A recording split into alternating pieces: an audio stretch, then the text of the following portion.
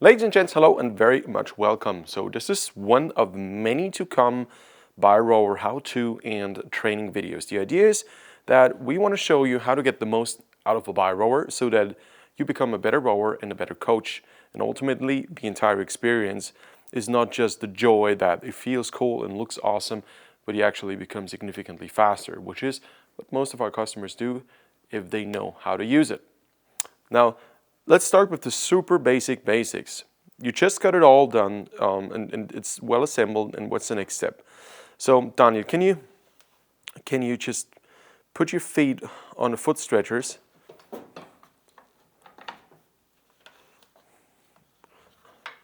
All right, we don't tie the straps for now. Let's go to the finish position first. So as a coach, this is what I always look at. You see this position is kind of weird. There's too much space here and too much space there. You shouldn't be able to pull past your body. So that's the most important thing. The way I usually set it up is I try to have the upper body super upright, just upright, 90-degree angle right there. And now hands to the body. And this is where your oars should meet. Can you see this? Yeah, you should see this. So there should be no gap in between.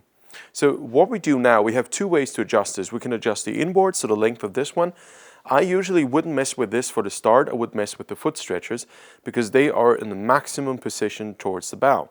So what we're going to do now is adjust the foot stretchers. I would say at least a hand width to the stern. Yeah, you don't have to make it ultra tight now. Just have a go, use your oar handles, upper body perfectly upright at the finish. It's not perfect, but looks a bit better. Can you go into the lean back position, Daniel? Okay, you see, that's too far because now we'd be able to pull past his body. I mean, it's always a bit personal preference. It's just how I like to set it up as a coach. So Daniel, I think you need to go forward a bit more.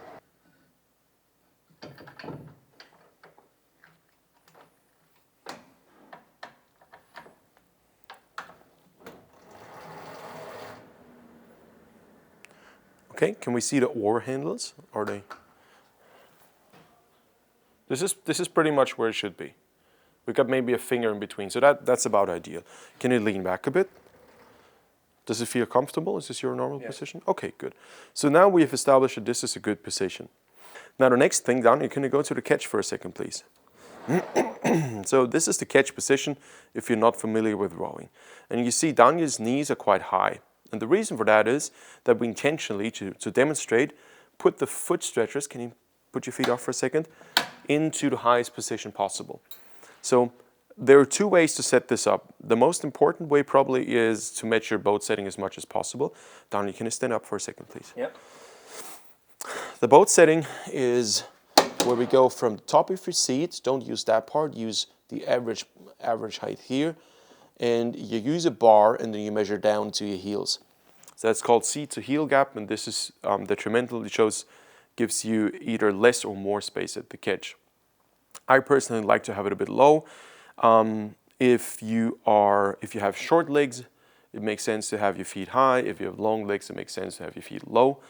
But it's always a bit of personal preference. The lower your feet are, the less mobile you need to be in your low back and pelvis. The higher your feet are, the more mobile and the stronger you need to be in your low back. Okay, Daniel, can you set it up to what you usually have it at?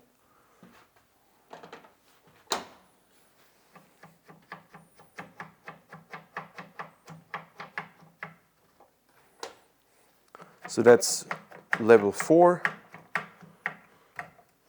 So Daniel is roughly 190. Is this 190? Yeah. Daniel is 190. So he uses level 4. And your shoe size in European size, 44, 45? 46. 46. Okay, so pretty large feet. Something I always pay attention to is that the strap should be within this area here. So it shouldn't be too far in your large toe. It should be too far on your forefoot. I like to have it somewhere in between, so 4 fingers, 3 fingers. That's a rule of thumb that it works best.